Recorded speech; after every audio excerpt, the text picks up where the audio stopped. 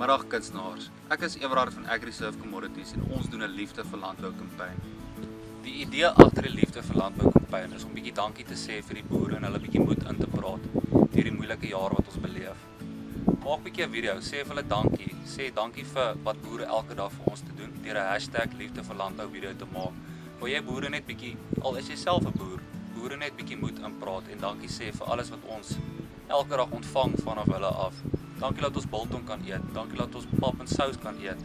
So ons vra en ons nooi 'n paar kunstenaars daar buite uit om bietjie vir ons 'n video te maak deur die hashtag liefde vir landbou kampanje te gebruik. Kom nou, Joe Black, maak bietjie 'n video vir ons. Buffelsfontein, Steve Hofmeyer, laat ons bietjie saam agter die boere staan en die liefde vir landbou kampanje viral maak.